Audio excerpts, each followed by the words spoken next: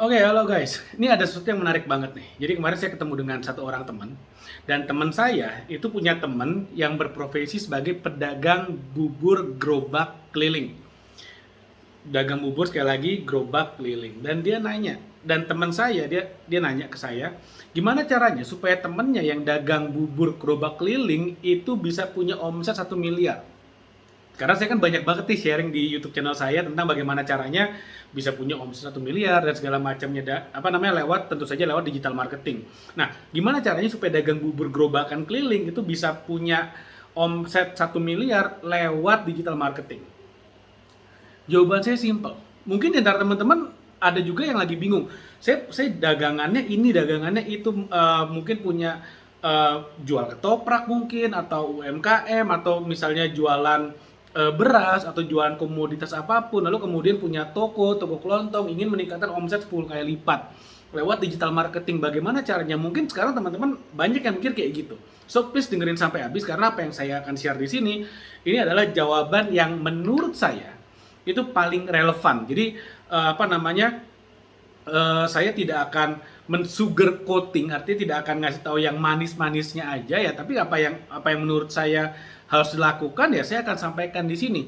Perkara nanti Anda akan melakukan atau enggak, setuju atau enggak, atau bahkan malah kayak masa sih kayak gitu, ya terserah Anda. Mau ngebantah ya silakan Anda tulis aja di komen, kita bisa diskusi, kita bisa ngobrol lebih lanjut lagi.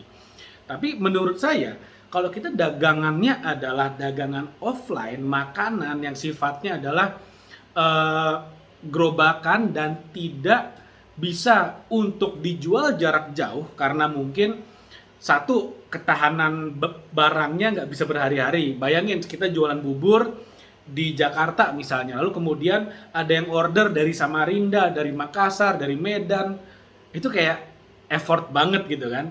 Pertama, di sana ada banyak banget yang jualan bubur yang mungkin lebih enak. Satu. Kedua, kita ngirim sekarang, nyampe-nya mungkin 2-3 hari, laparnya sekarang. Itu udah nggak make sense. Ketiga, untuk bisnis-bisnis yang marketnya, ini yang paling penting, bisnis-bisnis yang marketnya itu adalah offline, jangan di-online kan. Nggak make sense. Sekarang gini, saya jualan gorengan, gerobak gitu ya, cireng kek, bala-bala, bakwan segala macamnya gitu ya. Lalu kemudian saya ketemu dengan satu channel digital marketing yang mengatakan, "Wah, kalau pakai digital marketing bisa naikin omset kita 1 miliar. Berkali-kali lipat." Lalu saya mulai dong, oke, saya bangun channel Instagram, saya bangun YouTube channel, TikTok dan segala macam. Lalu saya promosikan gorengan saya, dagang cireng saya kepada para netizen dengan harapan mereka akan order gitu kan. Permasalahannya, kalau saya jualannya di Bandung misalnya, lalu ada yang order dari Pontianak, gimana caranya? Gimana caranya saya bisa fulfill ordernya? Nggak make sense. Menurut saya ya, sorry kalau misalnya nanti ada yang berpendapat, oh itu bisa kok dan segala macamnya, silakan. Jadi menurut saya itu nggak make sense. Lalu kemudian gimana dong caranya? Ya udah, kalau saya dagang cireng keliling misalnya, gerobakan di satu tempat misalnya, atau saya punya toko, saya punya restoran, dan target market saya adalah orang-orang di sekeliling saya, mungkin radius 2-3 kilometer, saya nggak akan masuk ke digital marketing. Dalam arti saya nggak akan mencoba menggunakan digital marketing untuk apa? Untuk kemudian mencari order dari luar kota, enggak. Yang saya akan bangun adalah bagaimana caranya supaya restoran saya atau dagangan makanan saya itu dikenal oleh orang-orang sekitar saya, radius 2 kilometer misalnya. Seperti itu. Gimana caranya? Ya mungkin daripada saya main di Instagram dan segala macam, yang pertama kali saya akan lakukan, kasih aja dulu sampel keliling. Misalnya di depan ada sekolahan, ya udah kasih aja sampel buat guru-gurunya, buat murid-muridnya, biar tahu dagangan saya seperti apa, enak atau enggak, sesuai selera mereka atau enggak. Kalau iya baru oke, kalau suka beli tempat saya. Sesimpel itu. Kasih sampel keliling. Udah. Kalau cara saya kayak gitu dulu pertama. Lalu kemudian ketika misalnya order udah mulai masuk, lalu kemudian digitalnya gimana? Ya udah, misalnya saya mau main di GoFood misalnya, baru deh kemudian misalnya mau pakai TikTok misalnya contohnya, apa namanya, nanti ada seleb TikTok yang datang nge-review, saya akan boleh kayak gitu aja. Saya nggak akan buka online shop di Shopee dan segala macam. Yes, bisa, nggak ada masalah. Bisa aja buka Shopee, tapi satu, ini ibarat nembak nyamuk pakai meriam. Nyamuknya mati nggak? Ya mati, tapi effort kita kegedean. Terlalu jauh, karena pasar kita adalah orang sekitar kita yang bisa kita jangkau offline. Menurut saya seperti itu. Lalu kemudian, gimana dong caranya supaya pedagang bubur, pedagang gorengan bisa omset 1 miliar? Caranya, cara paling gampang ya, ada dua nih saya mau kasih tahu nih. Kalau kita memanfaatkan digital misalnya. Cara pertama adalah kalau misalnya memang punya kita seenak itu dan memang se-worth it itu, kita bisa main franchise. Itu yang pertama. Buka aja kemitraan, coba aja. Kalau sekarang di Bandung ya coba aja di Cimahi dulu. Kalau sekarang di Jakarta ya coba di Bekasi dulu, buka cabang misalnya, contohnya. Cari aja kemitraan seperti itu ya. Jadi nggak mesti langsung oh kita ada online dan segala macamnya, nggak ke arah sana, tapi buka kemitraan dulu. Mungkin satu kemitraan bisa menghasilkan 10, 20, 30 juta dulu sebulan. It's okay.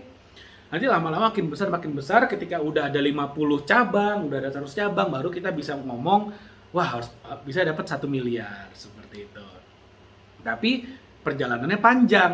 Ya memang panjang, memang pasti panjang gitu loh, dan mungkin perlu modal yang besar.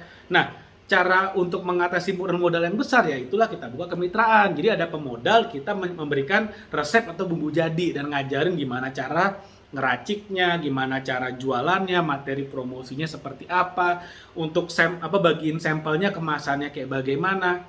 Nah, itu semua tuh gunanya dari kemitraan.